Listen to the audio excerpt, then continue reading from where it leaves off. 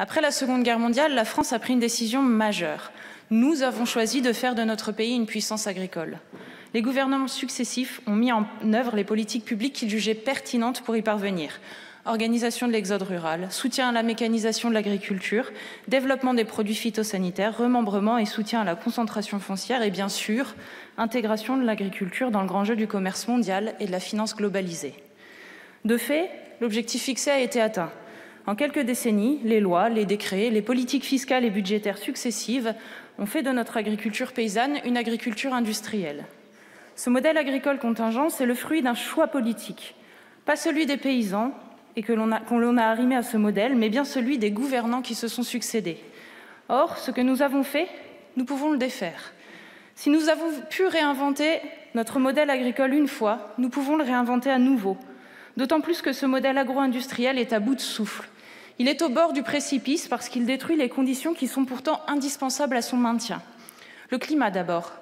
20% de nos émissions de gaz à effet de serre sont le fait du secteur agricole. Pourtant, le changement climatique a des effets considérables sur l'agriculture. Avancement des calendriers culturaux, bouleversement du régime des précipitations et de la disponibilité de la ressource, multiplication des événements climatiques extrêmes menaçant les cultures. La biodiversité ensuite. Ce modèle agro-industriel est l'une des causes de son effondrement qui met en péril notre souveraineté alimentaire. Un exemple parmi tant d'autres. Le nombre d'oiseaux a décliné de près de 60% pour les espèces vivant dans les milieux agricoles, alors que nous savons pertinemment le rôle qu'ils jouent pour l'agriculture, notamment dans la régulation des ravageurs. La vie des paysans, enfin. Poussés au surendettement, ils se suicident par dizaines chaque année. Poussés au productivisme, ils utilisent des produits phytosanitaires qui les empoisonnent. Malgré leurs efforts acharnés, ils sont contraints de vendre à perte.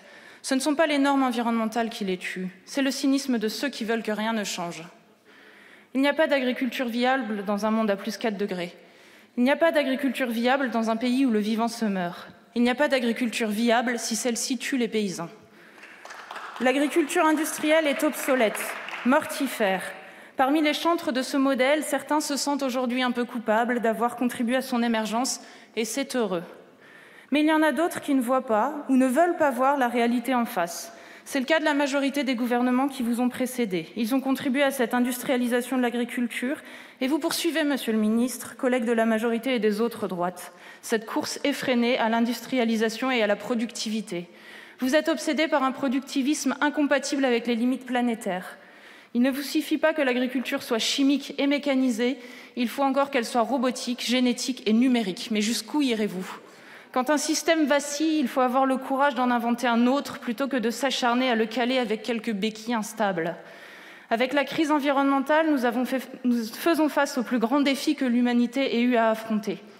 Nous avons l'opportunité et la responsabilité historique de tout changer, de transformer nos modes de production, de révolutionner nos modes de vie, de retisser des liens avec le reste du vivant. Alors, de ce contexte, que font-ils attendre d'une loi d'orientation agricole, Monsieur le Ministre ? Que vous ayez le courage de renverser ce système pour nos concitoyens et pour nos paysans. Mais là où il faudrait tout faire pour installer des dizaines de milliers de nouveaux paysans, y compris celles et ceux qui ne sont pas issus du milieu agricole, vous choisissez de faciliter la financiarisation de l'agriculture et l'accaparement des terres. Là où il faudrait engager la sortie de l'agriculture industrielle, vous la renforcez et tentez d'empêcher tout recours contre les projets les plus mortifères, au premier rang desquels les méga-bassines et les fermes-usines. Là où il faudrait accompagner massivement le basculement vers l'agroécologie, vous souhaitez que les atteintes à l'environnement ne soient plus sanctionnées.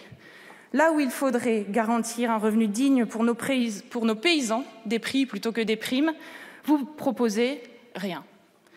Avec cette loi, vous auriez pu être le ministre de la révolution agroécologique. Vous auriez pu être le ministre de la grande réforme agraire, celle qui aurait rendu la terre aux paysans. Mais le sujet foncier n'y est même pas abordé. Manifestement, vous n'avez pas plus le sens des responsabilités que de l'histoire. Vos propositions auront comme seule conséquence de précariser encore davantage l'immense majorité des paysans qui nous nourrissent, et ce, au bénéfice de quelques agro-industriels qui nous rendent malades. Le groupe écologiste se battra fermement contre votre projet mortifère et proposera une vision alternative pour les paysans et pour le vivant.